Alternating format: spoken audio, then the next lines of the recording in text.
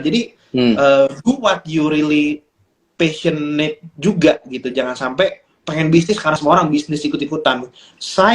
Pengalaman saya dulu ketika semua orang main kripto, main saham, kalau bukan not my thing, saya nggak akan push diri saya gitu. Karena malah bisa jadi rugi.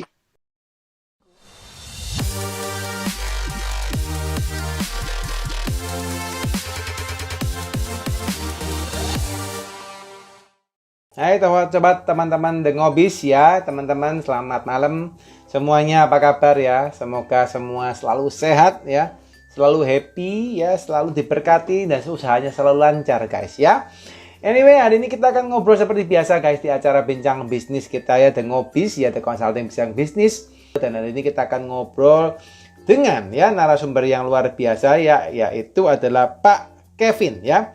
Pak Kevin Tania ya, beliau adalah founder dari Larasati Indonesia dan Dekat Rumah ya. Dan hari ini kita akan ngobrol panjang lebar guys soal terkait dengan bagaimana sih bisnis startup ya yang masih berpotensi di tahun ini sampai tahun depan ya. Mengingat juga teman-teman mungkin juga tahu kondisinya banyak berita yang mengatakan akan ada resesi gitu ya, ada resesi 2023 resesi. Nah, itu gimana sih guys ya?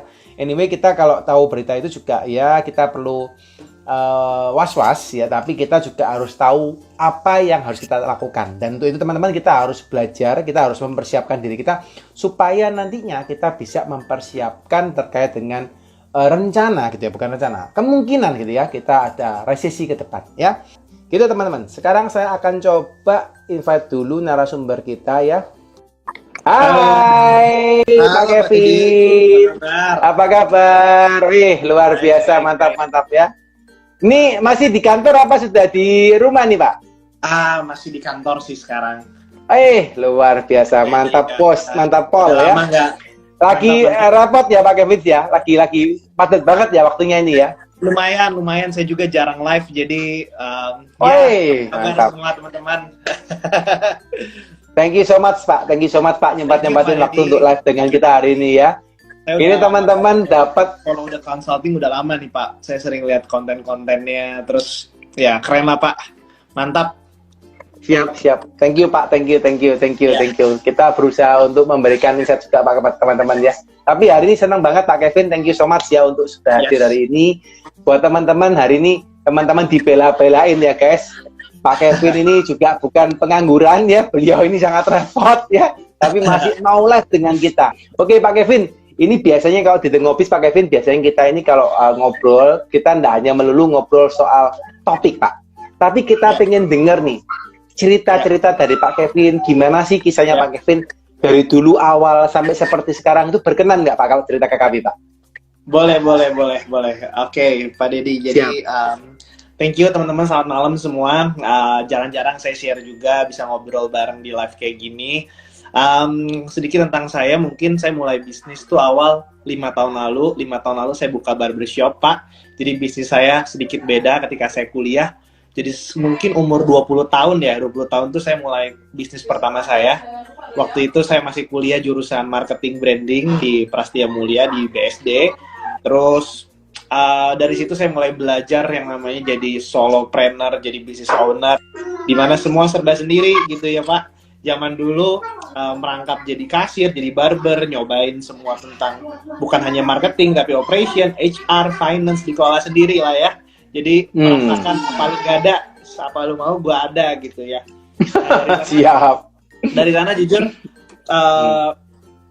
modal nekat, modal mulai dulu aja. Jadi bener-bener awalnya jual mobil dulu, terus bener-bener ya udahlah kita coba aja mulai bisnis. Dimana saya rasa dulu motivasinya adalah di saat teman-teman saya itu ya cuma masih main-main, saya pikir wah kayaknya harus mulai sedini mungkin nih.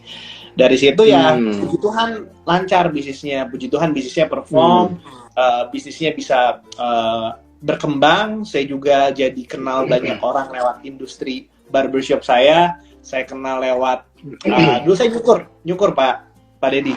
Jadi saya nyukur sendiri dulu Pak. Dulu awal saya tapi saya jadi nyukur, saya sekolah di Inggris, ngambil sertifikasi jadi barber. Dari situ sebenarnya Pak Deddy saya dapat opportunity kenal banyak business owner, kenal banyak teman-teman saya juga yang kerja di startup. Karena saya nyukurin orang-orang kayak gitu. Terus keren. Iya, dari situ akhirnya saya pikir, wah, menarik nih, udah lulus kuliah, ada partner saya, mitra saya nawarin, Kev, mau nggak bikin startup?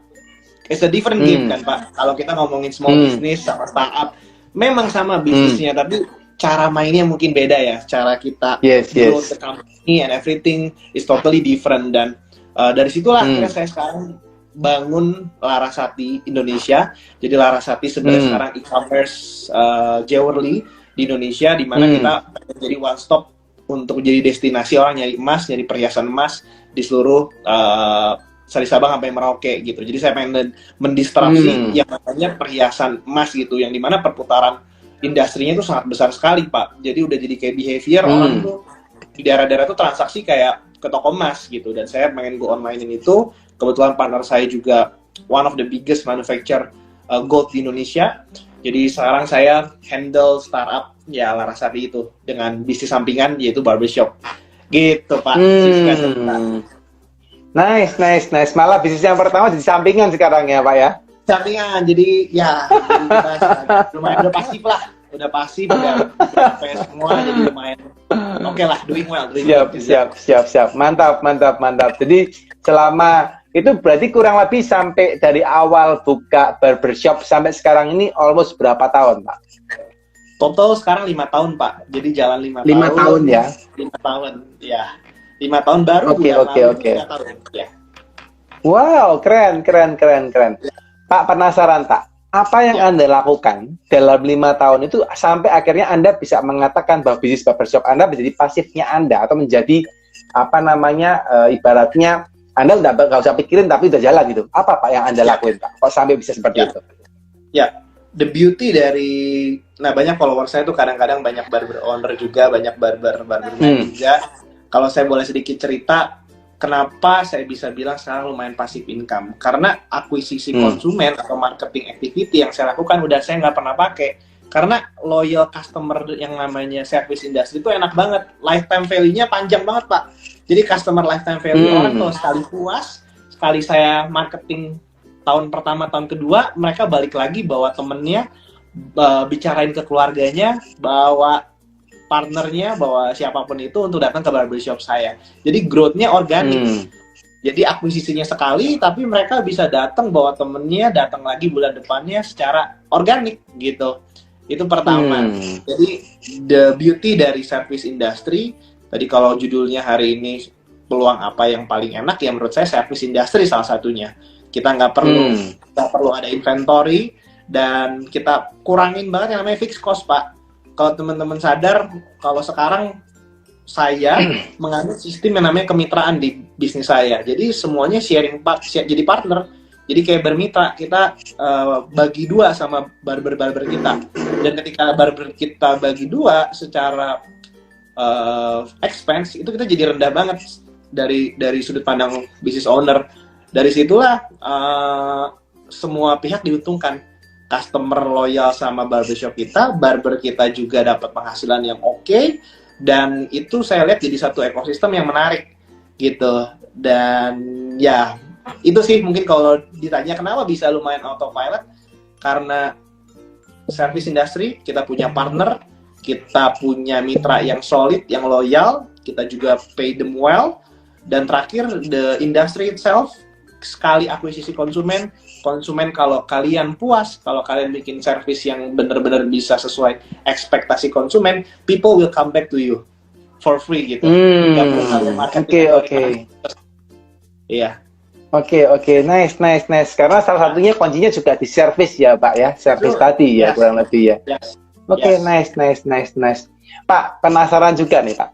Tadi Anda sampaikan bahwa Anda kerja pertama dari barber gitu ya, sebagai barber, and then Anda buka barbershop gitu ya. Anda buka cukup lama, 5 tahun, Anda sekarang masih di autopilot ya. And then Anda sekarang switching, Pak, masuk ke bisnis perhiasan gitu ya. Apa Pak yang melatar belakang Anda kok sampai Anda bisa lari ke sana? Oke. Good question. Jadi teman-teman kalau mungkin tahu perjalanan saya ya, banyak yang ngikutin. Awalnya itu saya bener-bener ya cuman orang biasa lah, kayak bener-bener nggak punya relasi, nggak punya apa-apa. Jadi saya orang tipe yang nyemplung dulu Pak. Saya nggak sesuai passion. Dulu barbershop saya lihat, saya selalu mulai bisnis tuh berdasarkan marketnya ada dulu nggak nih, ada passion, ada bukan dari passion dulu, tapi ada nggak nih marketnya? How big is the market? Ternyata kalau lihat barbershop industry, wah gede juga ya. Orang pasti setiap sebulan sekali, dan di kota kelahiran saya di Bandung itu jarang barbershop yang didesain dari segi branding, dari segi service itu as good seperti barbershop di luar negeri gitu. Saya pikir market is big, orang butuh cukur, orang suka gitu kan. Tapi saya pikir lagi gak bisa di scale terlalu besar karena it's a people business gitu. Orang datang ke barbershop bisa jadi yang terbaik di kotanya, itu sangat possible. Tapi kalau untuk scalability, nggak tahu nih dari Pak Deddy gimana ya. Kalau dari saya yang paling isu adalah standarisasi, karena it's an art, bisnisnya art. Jadi kita cocok-cocokan Pak. Jadi kayak sangat-sangat art, sangat-sangat personal. Dan saya kira wah scalability-nya kalau mau di growth ya paling kita harus nambah tempat, harus sewa tempat, nambahin kapasitas. Nah terus ada peluang yang dimana saya ketemu juga ketika saya jadi barberman. Saya ngobrol sama teman saya, Vin, ada yang namanya 2019 sebelum COVID, ada yang namanya game yang namanya startup game. Startup game gimana cara kita nge-growth company pakai venture capital atau private equity atau pendanaan apapun, kamu bisa reach marketnya banyak. Terus gue bilang, oke, tapi bisnis modelnya gimana? Bisnis model simple. Kalau lu harus cari yang market size-nya besar, yang pertumbuhan industrinya oke, yang udah lama, dan lu disrupt di sana, dan lu main di sana. Dan akhirnya saya ketemu partner saya ini yang memang punya pabrik emas, dan saya lihat, wah gila ya, perputaran toko emas sehari di toko-toko emas besar di Indonesia itu gede banget gitu ya. Dan saya punya privilege yang saya lihat, kita punya manufacture, kita punya production yang udah ready, dan why not dengan kemampuan saya di bidang marketing, di bidang digital, saya scale masuk ke online gitu. Jadi saya selalu lihat bisnis itu adalah kendaraan Pak Deddy. Kendaraan di mana akan saya paling cepat ke tujuan end goal saya. Ya misalnya saya mau retire early misalnya. Saya nggak pengen sampai 40-50 tahun ngurusin operational. Jadi saya harus cari kendaraan yang saya pikir bisa mempercepat saya gitu ya. Jadi itu sih cerita singkatnya gitu. Saya mencari kendaraan yang saya lihat jewelry industry is very big market, dan itu adalah aset, dan saya lihat very blue ocean marketnya, masih blue ocean. Karena butuh capital yang besar, butuh resources yang besar, butuh expertise yang besar, dan nggak semua orang bisa gitu ya. Oke, nice. Berarti kalau Bapak disampaikan, berarti kan kondisinya Bapak mesti research dulu ya Pak ya, terkait dengan how big the market Pak ya. Oh ternyata misalnya jewelry nih, atau gold gitu ya, emas gitu ya, itu banyak orang yang akan bermain di sana gitu ya. Tapi ibaratnya ini kan different game Pak. Barbershop tadi kan dengan ini kan different game yang berbeda. And then tadi Bapak sampaikan terkait dengan teknologi gitu ya, terkait dengan digitalisasi gitu ya. Itu apakah waktu Bapak masuk ke sana itu Bapak sudah memang memiliki itu, atau Anda catch up Pak untuk terkait dengan skill ataupun another niche yang Anda perlukan untuk sampai ke sana? Iya, oke. Kita pasti catch up karena sejujurnya teman-teman, setiap kita masuk dalam industri baru, seberapa punya pengalaman kita is always start from zero again. Karena saya selalu percaya yang namanya yang never stop learning. Because life sometimes never stop teaching juga gitu. Ternyata saya pikir, skill set dari saya sebagai solopreneur ketika kita jadi seorang founder startup is a different game gitu. Gimana caranya financialnya juga diutak-atik, gimana caranya growth dari customer-nya juga diutak-atik. Jadi saya belajar lagi dari nol gitu ya. Oh ternyata begini ya, fundraising tuh ternyata gini ya. Oh ternyata burning money kalau ada end goals-nya bisa kayak gini ya. Oh ternyata brand itu punya value, bukan cuma sekedar kita seberapa besar omset kita, tapi kita bangun value juga ya. Jadi Kalau saya, Pak, karena saya masih muda, saya pikir dengan 20 usia saya ketika saya masuk startup tuh 23 tahun ya, 23 tahun saat itu saya pikir wah, ada opportunity which is saya juga sebenarnya belum terlalu oke di startup, tapi ada mentor saya, ada partner saya yang percaya sama saya, ya kita harus coba gitu. Jadi kebanyakan orang takut justru kita nggak punya skill set itu, tapi menurut saya justru ada pintu yang lagi dibuka, kita masuk aja dulu, kita nyemplung dulu. Ketika lo nyemplung nanti tahu gimana caranya berenang. Jadi ya try everything gitu. Oke. Nice Pak, nice. Jadi malah Anda ada mulain lagi dari nol dan Anda belajar lagi Pak ya terkait dengan output jewelry gitu ya. Betul. Karena kan different game dengan barber itu mesti ngomong soal apa type or anything gitu Pak ya terkait dengan jewelry gitu ya. Betul. Oke, nice. Oke, Pak, pengen dapat dengar nih Pak. Kalau tak lihat juga Bapak kan sering sharing ya Pak terkait dengan output bisnis gitu ya, terkait dengan bisnis dan anything ya di dalam Instagram Bapak gitu. Bahkan Bapak juga sering melatih teman-teman terkait dengan bisnis gitu ya. Menurut Bapak gitu ya, apa sih Pak langkah-langkah yang harus teman-teman pikirkan ketika mereka memang mau masuk ke bisnis startup? Oke, menurut saya entry levelnya itu teman-teman harus jadi menurut saya Pak ya, ini ada sekalian saya juga boleh sharing dulu. Saya mikirnya tuh startup tuh harus tech, harus sesuatu yang lu canggih banget gitu. Dulu zamannya 2018 mungkin Gojek gitu ya, kita harus bikin kayak Gojek, bikin kayak Traveloka, whatever it is yang very tech company. Sebenarnya justru enggak gitu. Kita lihat justru sekarang trennya kayak justru kayak kopi kenangan bisa jadi sampai unicorn atau apapun itu yang ternyata gila ya. Kenapa ya bisa jualan kopi atau jualan produk yang sebenarnya is very simple business yang udah ada bisnisnya tapi bisa jadi startup gitu. Kalau saya bisa rekomendasi teman-teman sebenarnya kan kita nyari growth dari sebuah bisnis kita. Tapi sebelum teman-teman nyari growth, teman-teman nyari pendanaan, teman-teman bikin market activity, teman-teman harus ketemu dulu product market fit-nya gitu. Product market fit atau service market fit kalau saya bisa bilang. Kenapa? Percuma kalau kita mau spend seberapa ratusan juta yang mau kita spend di marketing, tapi kalau produk kita people don't buy, people don't like, produk lu ya nggak akan selamanya bakar uang terus, bakal habis juga uangnya gitu. Mau di growth secara startup pun dengan partner manapun, kalau produknya nggak disukain, produknya nggak relevan, ya people don't buy the product gitu kan. Jadi saya selalu bilang entry point-nya teman-teman harus come up dengan yang namanya product market fit dulu nih.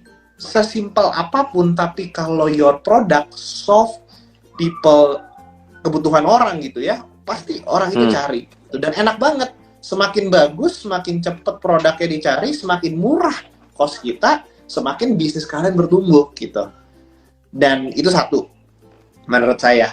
Jadi cari produk market fit, baru nanti teman-teman tinggal melakukan namanya fundamental bisnis ya, operational, finance, HR, dan juga marketing gitu. Kesalahan saya, kalau saya boleh share tadi ya, kalau mulai startup, karena saya juga orang masih baru di startup, baru 2 tahun, saya tuh mikirnya pokoknya growth terus ya. Pokoknya kita burning money, kita cari traction, kita pertumbuhan user yang harus banyak gitu ya. Tapi ketika sekarang, kemarin COVID, sekarang mau ada resesi gitu ya, desas-desusnya semuanya, justru back to fundamental gitu. Secara finansial harus benar, secara unit ekonomik bisnisnya masuk gitu kan ya Pak ya. Secara yang Pak Deddy lebih jago ya, secara accounting itu harus benar-benar dihitung, perpajakan harus pintar gitu. Nggak bisa kita cuma sekedar bakar uang berharap kita bakal exit dibeli bisnisnya gitu ya. Kita mau IPO, nggak bisa. Justru sekarang dengan adanya koreksi kayak gini, saham-saham tech company banyak yang turun, justru balik lagi nih, bisnis sebenarnya is all about fundamental. Fundamentalnya bagus, kita pakai apapun, cara apapun, ya pasti bertumbuh gitu. Jadi saya selalu bilang kalau teman-teman mau mulai bisnis atau mulai startup, cari produk market fit yang teman-teman tuh tahu, teman-teman tahu marketnya, teman-teman tahu ini masuk secara hitung-hitungan bisnis, dan teman-teman ada punya mentor, punya pendampingan, punya partner yang bisa ngelengkapin operasional bisnis kalian day to day juga. Itu sih. Oke. Jadi penting dulu ya Pak ya untuk punya product market fit-nya dulu ya Pak. Ini the key I think ya. Key-nya itu dulu baru bisa ngelakuin anything else ya Pak untuk ngembangin usahanya gitu ya. Yes. Oke. Pak, kalau Bapak lihat fenomena startup ini kan sekarang banyak sekali toh Pak startup yang bermunculan gitu ya. Itu apa Pak? Kalau misalnya Bapak lihat itu apakah sebagai ancaman, sebagai tantangan, atau apa Pak? Kalau dari versi Bapak sebagai pelaku di dunia startup Pak? Oke, good. Jadi teman-teman kalau saya bisa lihat ya, sekarang itu zaman makin terbuka banget gitu ya. Zaman makin terbuka, zaman makin sangat kompetitif. Online pertumbuhan e-commerce kalau saya bisa bilang dari 5 tahun terakhir itu sangat-sangat besar sekali gitu ya kenaikannya gitu. Kan kalau teman-teman bilang sekarang udah padat, 5 tahun lagi saya jamin makin lebih padat. Sekarang ya kan 5 tahun lagi makin lebih padat gitu. Sangat pertumbuhannya gila banget Pak. Zaman saya kuliah itu bikin bisnis online tuh ya saya bisa bilang susah, nggak ada resourcesnya. Mungkin kayak masih coba-coba gitu sekarang banyak kita lihat platform orang live streaming di TikTok, jualan di TikTok, organic, without ads, without spending anything, as long as you can make a good content, itu bisa dapat omset juga miliaran gitu kan ya. Saya bisa bilang justru sekarang semakin mudah teman-teman, semakin mudah berbisnis dan semakin mudah orang itu udah shifting behaviornya dan orang itu gampang diri secara online gitu.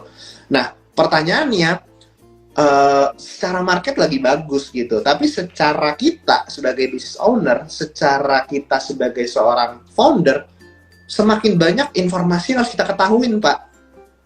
Kenapa saya bilang gitu? Harus semakin pinter belajar gitu. Sekarang ya dengan adanya kayak kemarin COVID, kalau kita nggak ngerti pajak, ada dapat insentif gitu ya Pak ya, kita nggak ngerti secara keuangan harus diapain, cuma jago jualan doang gitu ya, kita bakal kalah sama kompetitor kita. Jadi saya bisa bilang bisnis yang survive ketika owner dan foundernya itu care juga sama bisnisnya. Mereka ngerti yang namanya fundamental bisnis secara total gitu, secara company, secara skill set itu tuh utuh gitu. Jadi kalau ditanya jangan takut untuk mulai bisnisnya karena justru trennya lagi naik. Tapi yang harus takut adalah kalau kalian tuh nggak mau belajar karena pasti ketinggalan gitu. Dulu yang nyaman main di marketplace ya Pak ya, sekarang terdisrupt sama TikTok. Semua orang udah shifting. Akhirnya telat belajar. Telat belajar, omset menurun gitu kan ya. Dan biasanya malah yang disalahin akhirnya, wah ini kita akuisisi semakin mahal di online, kompetitor semakin banyak. Justru kita nggak bisa kontrol itu. Yang bisa kita kontrol adalah kita upgrade skill kita. Oh tahu ya, sekarang ada mentorship apa, kita punya training apa, kita ada buku apa, kita belajar. Kita harus gaul, masuk komunitas. Dari situ menurut saya yang mindsetnya teman-teman harus dapat dulu gitu. Pasti makin rame, tapi makin susah, saya jamin. Tapi justru dengan adanya informasi yang sekarang overload di internet, ya kita justru sebagai founder, sebagai business owner harus punya mindset yang lebih kuat lagi, growth lagi gitu. Oke. Nice. Belajar terus guys ya, nggak boleh berhenti belajar nikinya ya. Oke. Pak Kevin, penasaran Pak?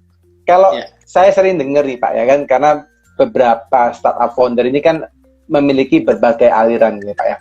Ada yang mereka memang concern the growth gitu ya, karena mereka pengen usahanya bertumbuh, mereka punya idealisme yang cukup tinggi gitu ya. Tapi ada juga yang karakternya grab and go Pak. Begitu mereka dapetin funding, and then mereka out gitu ya, dan pelan-pelan mereka take opportunity to exit gitu ya. How do you think about that Pak? Oke, nggak ada yang salah semuanya. Banyak teman saya juga yang suka brand, jago business builder, very kreatif dalam segi marketing, dari segi cari produk gitu ya. Dan end goals mereka adalah dalam berapa tahun, setahun, 2 tahun, exit, jual, diakuisisi. Udah bener-bener mainnya kayak gitu ya. Akuisisi, pengennya diakuisisi, pengennya dijual, pengennya exit gitu ya. Cari, udah punya working privilege dengan segala venture capital gitu ya, dengan segala private equity gitu ya. Ada yang cara mainnya gitu dan nggak salah. Mereka business builder gitu. Tapi kalau dari saya tuh punya end goals bahwa setiap bisnis yang saya buat, ini kalau gaya saya tuh pengen sustain itu dalam arti apa? Sampai anak cucu saya tuh bisa nikmatin, gitu. Kenapa kok gitu ya, Vin? Kenapa gitu ya? Walaupun startup, kenapa lu mau sustain gitu? Ya kalau kita udah punya udah bagus secara fundamental ya, tadi saya bilang produk market fit udah bagus, kita mau scale pakai duit apapun, duit bank kasarnya, duit venture capital, duit apapun, ya pasti growth bisnisnya. Dan ketika kita udah growth, apa yang kita lakukan? Ya misal IPO gitu ya, kita IPO-in. Wah, kenapa dia IPO-in?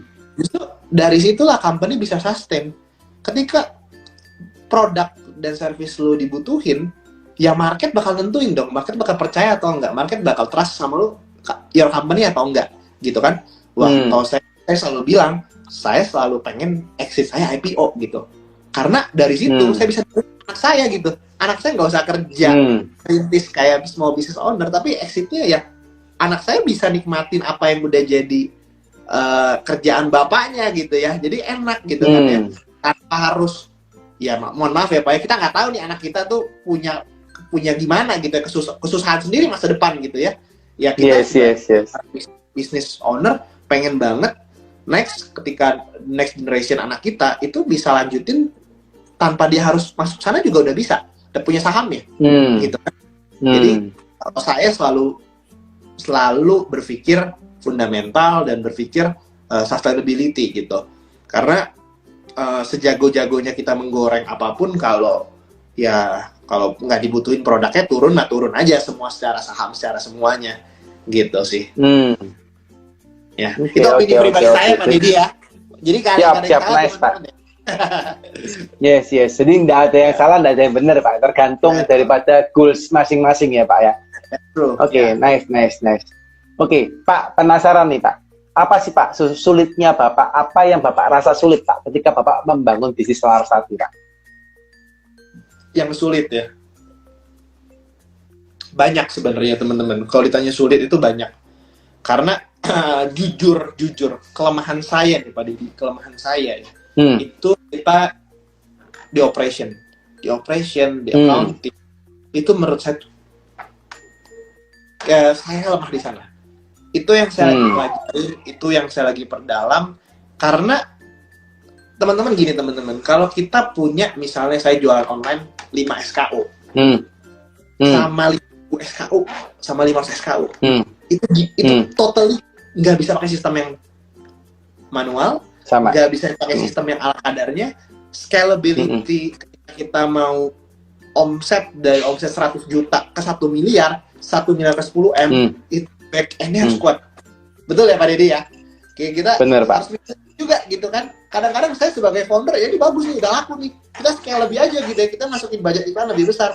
Tapi dulu ketika misalnya Harbolnas atau misalnya di Shopee lagi 10-10, di mana lagi 88-99, kita nggak kuat, stok kita chaos gitu kan ya, production-nya juga lama gitu kan, ya kan, tiba-tiba pajak kagak bayar, ini tiba-tiba production-nya molor gitu ya, itu kan bisa jadi rugi akhirnya kan. Kita spend budget marketing udah besar tapi nggak kuat back end operation finance-nya, itu ya wah bahaya gitu, jadi bumerang ke kita gitu. Dan itu saya pernah alami dan pernah kejadian Pak Didi. Jadi kalau saya bisa lihat, kadang-kadang kita tuh nafsu sebagai founder dan owner tuh pengen cepat growth, tapi kita lupa kalau kita masih bisnisnya ada inventory, kalau bisnis kita masih ngandelin yang namanya manufacture, production, we need to care juga gitu. Kita mau nggak mau harus tahu apa stok idealnya, berapa lead time productionnya, berapa cash flow kita harus baca dong. Aset neraca, hutang, semua kita harus dalemin gitu ya. Cash flow kita punya berapa, ini harus gimana. Jadi saya bilang tadi, balik lagi, semakin susah karena founder nggak bisa dituntut cuma marketing game doang. Bisa pinter marketing, bisa pinter jualan. Scalability jadi issue. Ketika kita mau grow, kita harus ngerti fundamental the company. Jadi kalau saya bisa bilang, challenge paling besar di saya operation, finance, dan accounting, itu semua gitu. Oke. Operation, finance, and accounting ya Pak ya. Oke. Nice. Jadi, dan kalau Bapak misalnya dari kondisi tersebut, berarti Bapak apa Pak? Bapak hire tim, atau Bapak memang need to learn by yourself Pak untuk itu Pak? Oke, saya selalu percaya bahwa kita sebagai owner tuh harus ngerti the big picture dulu, harus ngerti blueprintnya. Itu seenggaknya tahu deh cara ngelihat ini tuh salah atau benar laporan keuangan. Ini rasio keuangan itu catat yang dibukukan tuh bener atau enggak dilakukan sama tim kita gitu. Kadang-kadang udah percaya hire the most experienced people yang ada di kota kalian dan kita percayakan mereka. Saya nggak percaya itu.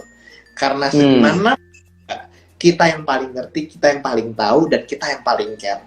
Jadi saya selalu bilang saya lebih suka develop orang dari nol dibanding hire orang yang pintar.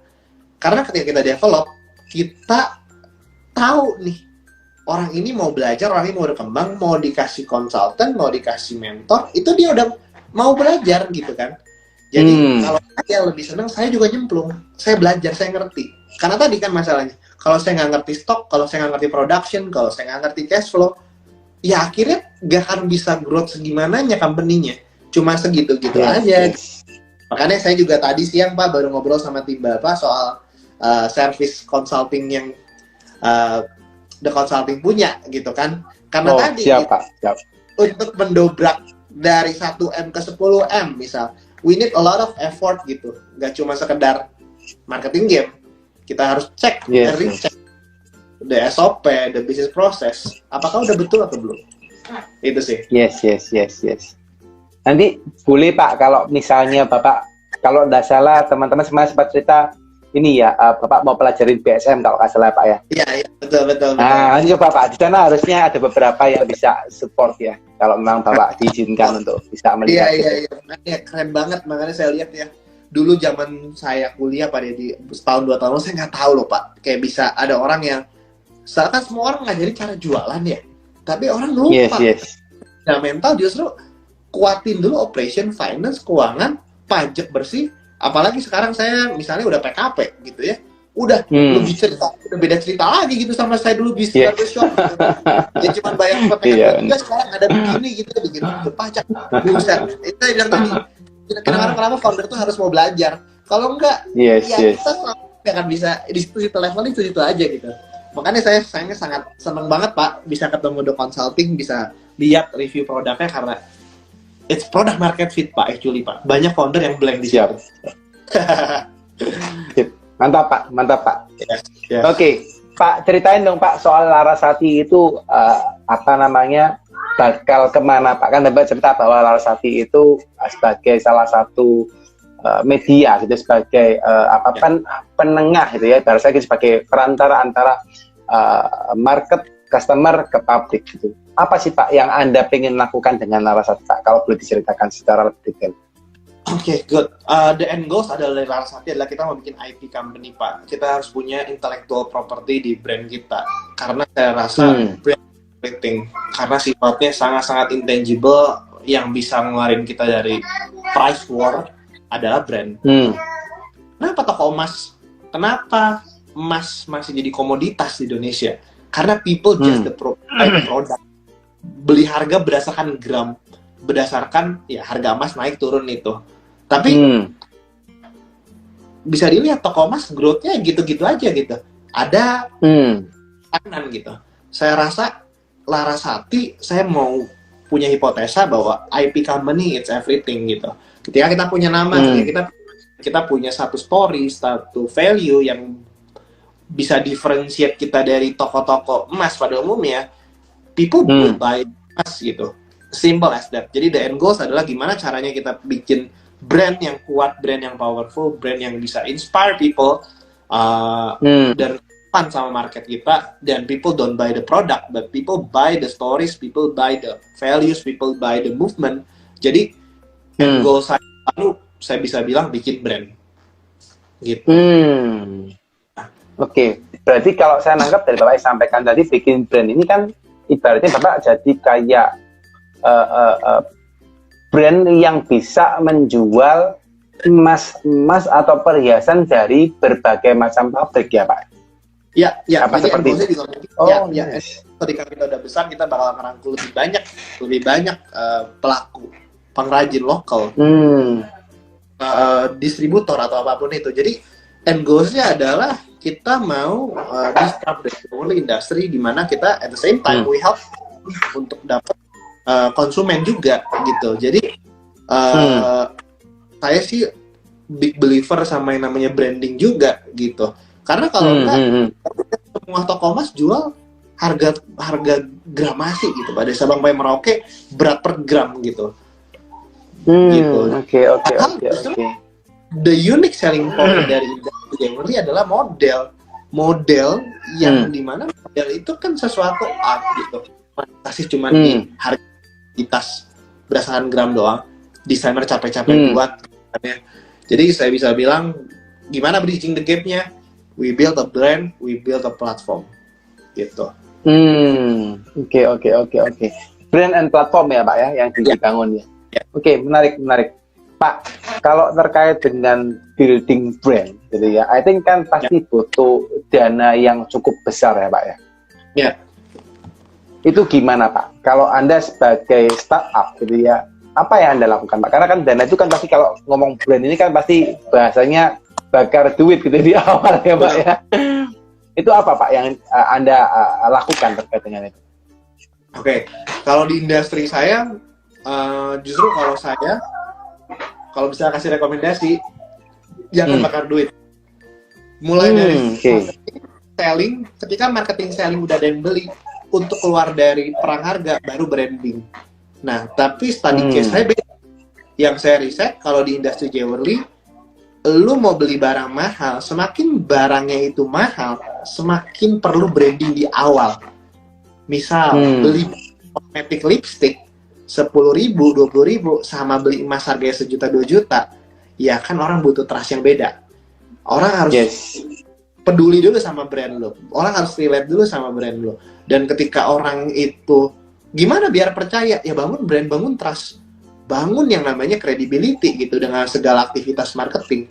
Butuh bakar uang nggak? Butuh. Tapi end goals-nya gimana? End goals-nya adalah sampai bisa mendominasi market, sampai orang switch pakai platform kita.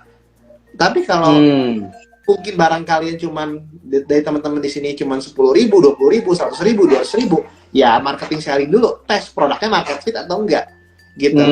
Kalau saya, karena saya bikin platform di mana saya harus bikin trust, orang mau beli barang mahal yang transaksinya jutaan, we need to build the brand first.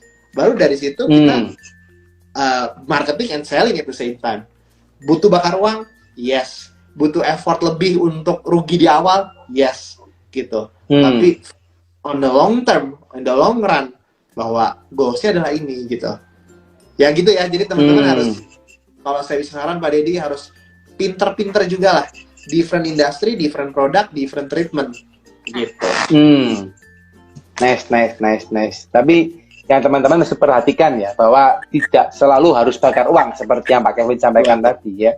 Teman-teman bisa lihat ya, kalau memang kondisinya teman-teman jual barang yang nggak terlalu mahal, mungkin selling dulu gitu, nggak perlu branding, branding sambil jalan gitu ya. Betul, makanya saya selalu bilang teman-teman loh, bisnis tuh cari profit, bukan buka yayasan.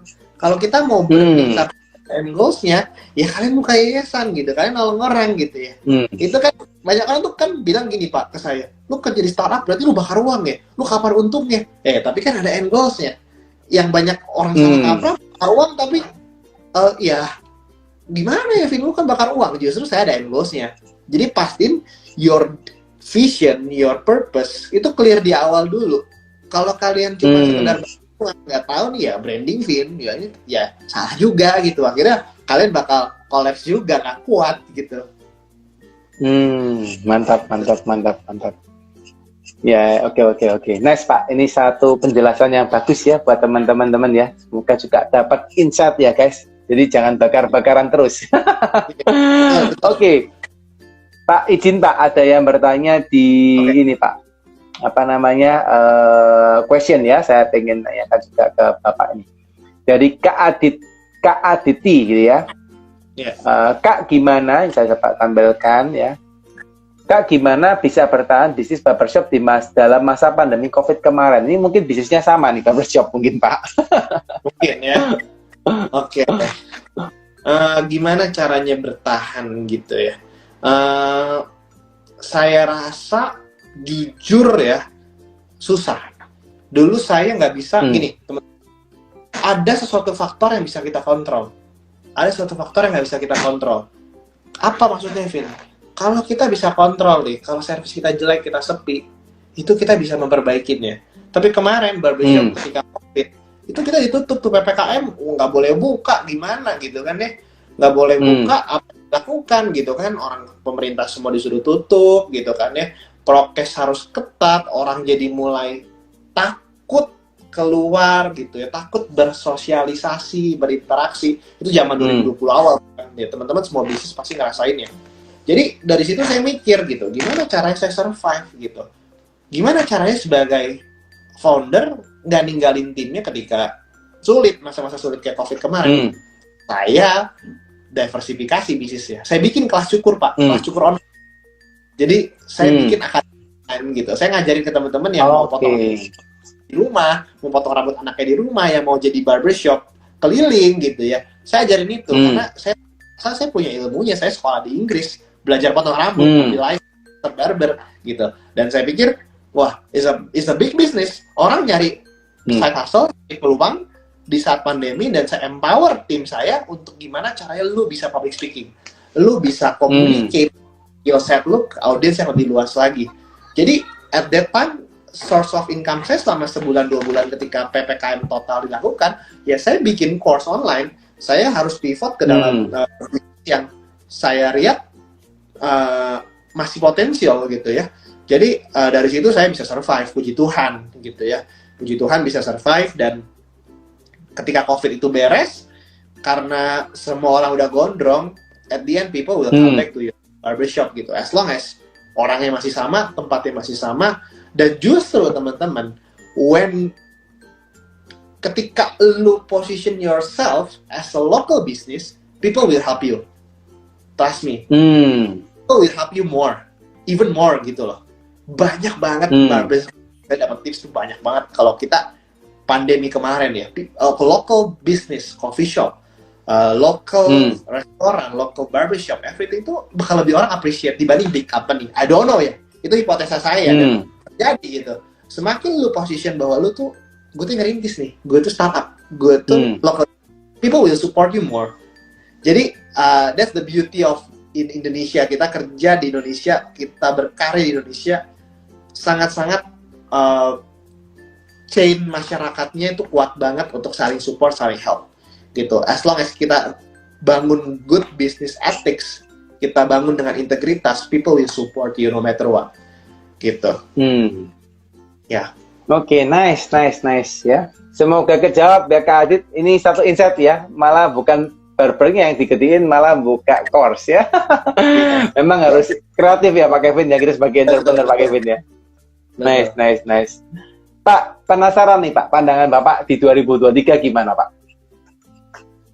2023 ya, kalau saya bisa lihat secara makro ekonomi total, memang semua juga ya kita sama-sama tahu gitu ya, inflasi is real, suku bunga naik gitu, tightening semua, inflasi di mana-mana ya. It's a very tough gitu, very tough. Karena gimana juga ketika kita bikin bisnis, kita nggak bisa ngelawan market teman-teman. Pasti orang bakal stop spending mereka berlebihan, mereka fokus kebutuhan pangan, sandang pangan papan dulu gitu, yang sangat-sangat dibutuhkan gitu ya. Justru dari situlah sebenarnya kita diuji gitu, fundamental secara company. Jadi kalau saya bisa bilang 2023 dari sudut pandang business owner is gonna be tough, sangat sulit.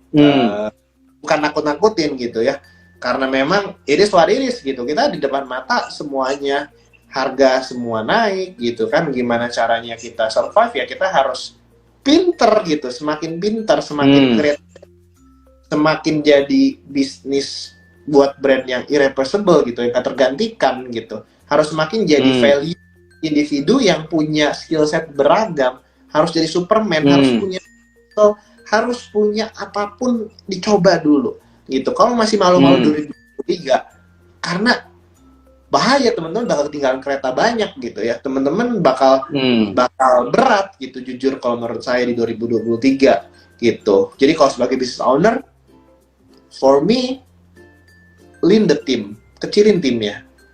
Tapi role-nya diperbanyak. Nggak salah kok punya satu orang punya role banyak tuh nggak salah.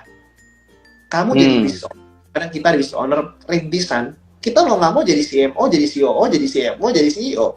Mau nggak mau. Iya. Ya kan, Pak? Ya kan? Ya, Pak. Sejujurnya gitu. Kita mau nyobain brand. Sejujurnya. Nggak bisa idealis. Nggak bisa idealis gitu. Kalau memang kita nggak sanggup bayar, kita kan udah truth gitu. Kita nggak sanggup bayar. Mau nggak mau, gue harus terjun langsung. Bikin online shop. Bikin sendiri, packing sendiri. Balas chat sendiri. Ya kan? R&D sendiri. Ya kalau nggak survive. Jadi judulnya menurut saya survival mode. Gimana caranya semakin pintar kita survive, semakin kita bisa comeback stronger di tahun-tahun yang akan datang. Pasti ada rebound, pasti rebound. Gimana juga orang pasti naik lagi, gitu. Tapi sekarang end goals-nya adalah survive 2023. Kalau saran saya. Oke. Pak, kata-kata survive ini apakah berarti bila teman-teman yang pengen buka usaha di 2023 baru itu malah mungkin jangan dulu, Pak, atau gimana, Pak, menurut Pak? Oke, jadi kalau saya lihat selalu ya, Pak, kalau dalam masalah ini ada orang kaya baru, ada orang miskin baru, banyak macam-macamnya gitu ya. Yang bisa thrive itu orang-orang yang ngelihat peluang market dengan cepat. Kayak COVID kemarin, teman saya ngambil peluang, masukin masker pertama, masukin alkes pertama. Gitu. Di saat orang mau save the cash, taruh uangnya, mereka beli, masukin impor, ya kan? Ada lagi yang misalnya dapat saham murah, ambil saham murah, saham-saham blue chip, diambil, masuk gitu kan? Ada lagi yang tiba-tiba bisnisnya ganti haluan gitu, semua jadi dagang online. Yang tadinya nggak mau masuk offline, jadi mau nggak mau ambil kursus marketing buat gimana caranya gue berkembang. Akhirnya thrive. Jadi menurut saya tergantung nyalinya, tergantung sepintar apa kalian riset, tergantung sepintar apa kalian learning new stuff dengan waktu yang cepat, itu individu yang bakal dapat biggest advantage gitu ya di tahun depan. Oke. Jadi tidak malah kita tahun depan tuh kita posisi bertahan ya, Pak ya, tapi tergantung daripada kondisi masing-masing ya. Betul. Karena gimana juga saya bisa bilang nggak bisa ngelawan market kok. Saya juga dulu nggak bisa ngelawan yang namanya COVID, ya mau gimana gitu ya. Sepintar apapun inovasi kita, we need to survive. Kalau nggak survive, bisnis kita bangkrut. Nggak mau kan bangkrut, naikin value-nya. Ambil role lebih banyak. Ambil lihat peluang lebih banyak. Gitu. Oke. Jadi teman-teman yang sebagai pengusaha guys ya Anda mau nggak mau di Superman dulu lah di awal gitu ya. Jadi nggak bisa Anda idealis hire tim gitu ya. Tapi kalau punya duitnya nggak apa-apa juga ya guys ya. Kalau mungkin dananya belum cukup ya jadi Superman dulu lah di awal-awal ya, apalagi tahun depan tuh ya. Tapi tetap bisa lah, seperti Pak Kevin sampaikan, pasti selalu ada peluang itu setiap bahasanya ancaman gitu ya. Setiap ancaman itu pasti ada peluangnya juga, nggak bisa Anda ngomong ancaman tok gitu ya, Pak Kevin ya. Oke. Pak, boleh nggak Pak kasih beberapa clue gitu Pak? Mungkin kan Anda juga sudah sering melakukan research, mungkin Anda juga sudah berkecimpung di dunia startup, ya dunia entrepreneur juga sudah cukup lama gitu ya. Apa sih Pak? Tadi Bapak sempat sampaikan clue-nya kan di jasa gitu ya, terkait dengan bisnis yang bisa dikembangkan. Tapi kalau mungkin Bapak sempat mereview sekilas gitu Pak, kira-kira bisa apa sih Pak yang mungkin masih seksi gitu ya Pak di 2023 terutama dengan bisnis startup Pak? Oke. Bisnis yang seksi 2023, bisnis yang generate cash flow banyak.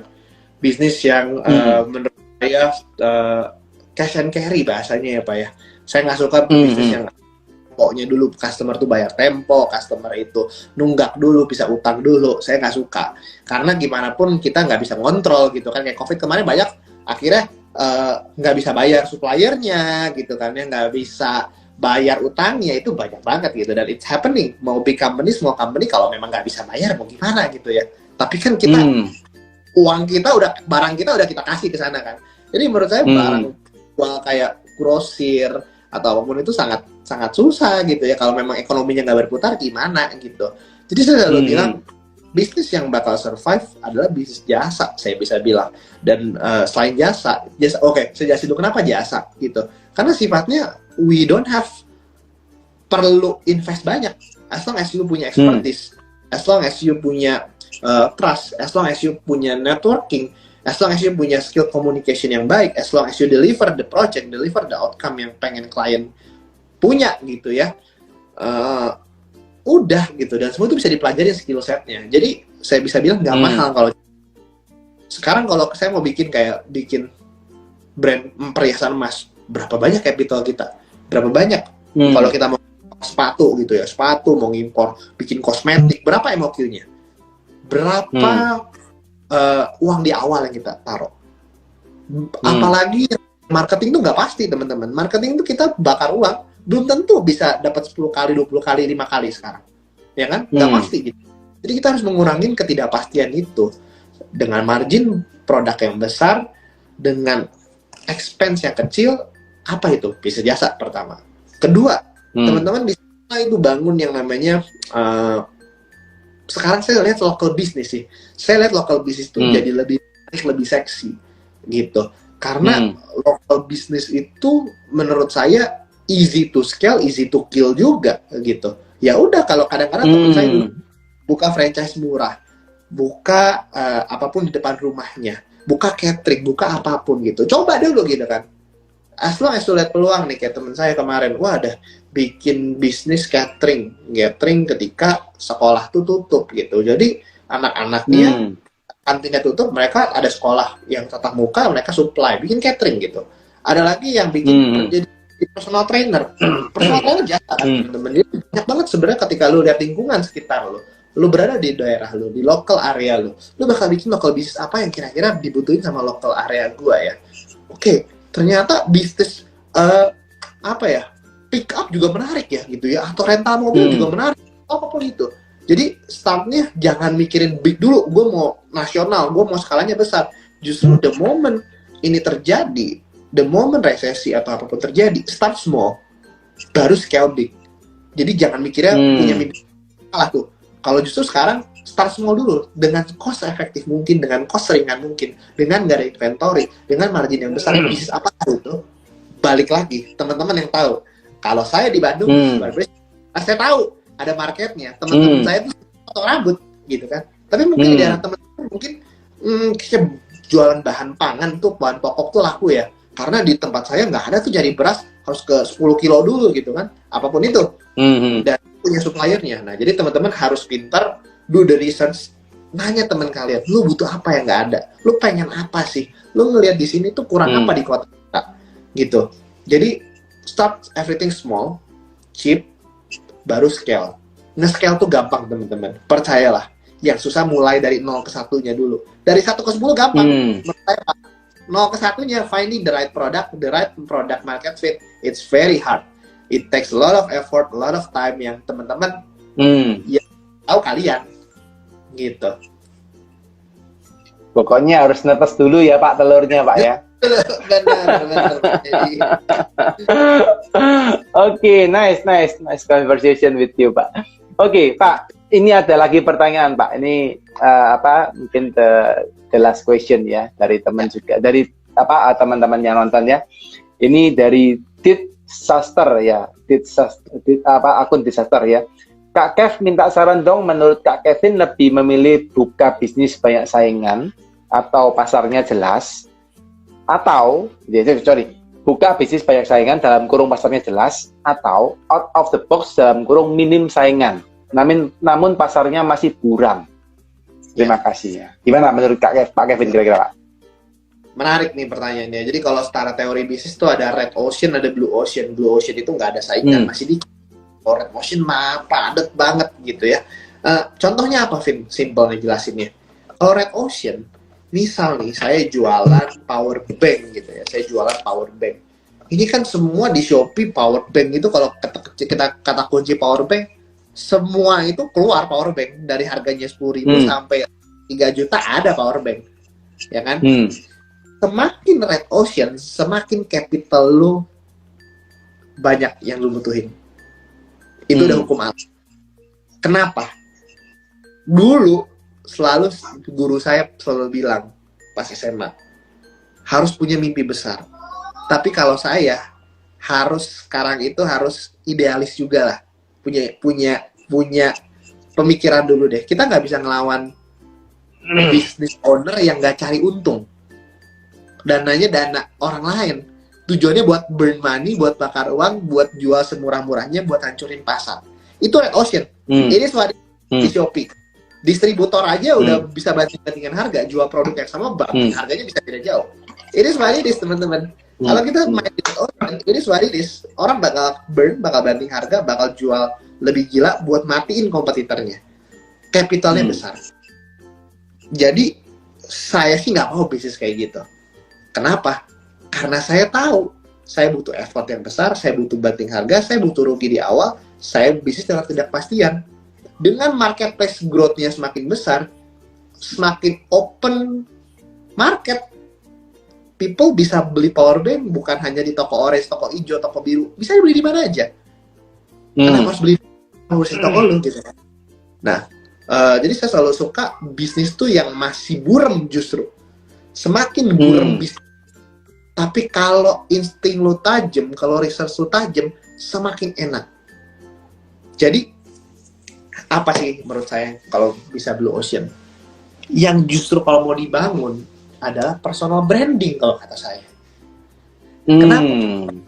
Karena itu yang bakal bikin kalian tuh keluar dari red ocean.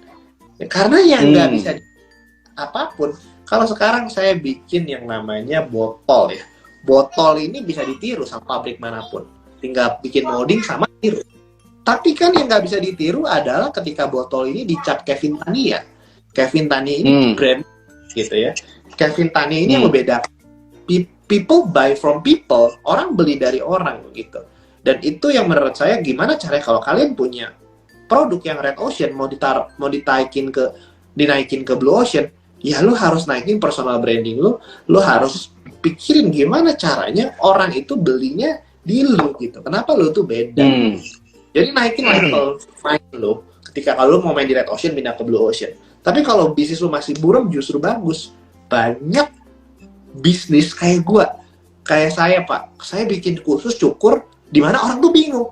Masa ada yang beli kursus cukur? Masa ada yang beli gimana caranya belajar barber? Wah, ternyata tiba-tiba pas dites dengan budget minim, Facebook Ads, Instagram Ads, wah 3 digit omsetnya. Kaget saya. Wah, unik juga ya. Jadi saya rasa itu yang empuk justru. Semakin blue ocean, semakin tidak tergantikan, semakin personal branding kalian kuat, people will buy from you. Simple as that. Oke. Ini jawabannya lengkap banget guys ya, teman-teman harusnya dapat insight lah ya dari Pak Kevin. Keren nih ya jawabannya ya. Ini beda ini guys ya. Kalau entrepreneurs-nya biasanya entrepreneurs itu biasanya jelasinnya biasa gitu, singkat-singkat. Kalau Pak Kevin ini entrepreneurs coach gitu ya. Entrepreneur rasa coach gitu ya Pak ya. Jadi ngomong jelasin secara benar-benar praktikal gitu, and then jelasinnya enak banget ya. Oke, nice. Very two thumbs up Pak buat Bapak yang jelasinnya. Saya dengerin dari tadi kayak ngalir aja gitu ya. Oke, anyway teman-teman, I think teman-teman pasti dapat insight ya. Dan by the way, Pak Kevin, thank you so much buat hari ini Pak untuk sharingnya. Ya, nggak kerasa sudah jam 9 ya. Saya nggak mau mengganggu waktunya Bapak lebih panjang karena masih di kantor ya. Saya takut nanti Bapak tak bawa lebih lama lagi belum pulang ya. Tapi mungkin satu last statement mungkin dari Pak Kevin Pak. Ya. Penutup mungkin apa Pak kata-kata yang bisa diberikan kepada teman-teman supaya teman-teman termotivasi nih untuk menjalankan bisnis. Oke, menurut saya terakhir teman-teman siapapun yang nonton, menurut saya entrepreneur tuh bukan satu-satunya cara gitu. Maksud saya teman-teman dimanapun posisi kalian, mau jadi freelancer, mau jadi sekarang kerja, mau jadi intrapreneur, mau jadi entrepreneur, mau jadi founder gitu. Itu adalah starting orang beda-beda gitu. Jadi saya menurut saya Pak ya, saya nggak akan nge-push semua orang mau jadi entrepreneur. Nggak bisa kayak gitu juga. Kadang-kadang mau jadi freelance, ada yang mau kerja sama orang, lebih pasti bisa belajar lebih banyak. Jadi do what you really passionate juga gitu. Jangan sampai pengen bisnis karena semua orang bisnis ikut-ikutan. Pengalaman saya dulu ketika semua orang main kripto, main saham, kalau bukan not my thing, saya nggak akan push diri saya gitu. Karena malah bisa jadi rugi. Jadi saya selalu bilang, entrepreneur mungkin salah satu cara, tapi bukan the only way teman-teman harus buka bisnis. Walaupun saya businessman, tapi saya selalu encourage teman-teman, nggak salah kok jadi entrepreneur, masuk dalam organisasi, jadi seorang leader, jadi seorang project manager, jadi seorang CEO, jadi seorang CMO, it's okay gitu. Jadi freelancer bekerja sama dengan startup founder juga it's okay gitu. Jadi at the end of the day, teman-teman gimana kalian bisa survive tahun depan? At the end of the day, gimana caranya pekerjaan kalian bisa jadi kendaraan kalian untuk capai goals kalian? It's simple as that gitu. Mungkin itu kan kita itu ya. Nice Pak ya, apalagi kalau teman-teman sampai Pak Evin tadi ya, kalau Anda kerjanya mati-matian jadi entrepreneur, terus begitu bos Anda liatin, wah ini anak ini bagus banget, ya udah angkat jadi partner. Wah, sama tahu kan bisa juga. Bener deh. Kalian dapat saham yang besar itu mantap juga Pak, dapat saham. Yes. Isop. Iya bener. Ujung-ujungnya entrepreneur juga pasti akan cari partner ya Pak Evin ya. Nggak mungkin akan kerja sendirian gitu ya. Oke, nice. Thank you so much Pak Kevin buat insight-nya malam ini ya. Thank you so much Pak. Semoga apa yang di-sharingkan tadi bermanfaat teman-teman Pak. Salam buat seluruh keluarga Pak. Semoga sehat-sehat, selalu diberkatin dan selalu sukses ya Pak ya. Amin. Thank you Pak Kevin. Thank you teman-teman semua. Bye-bye.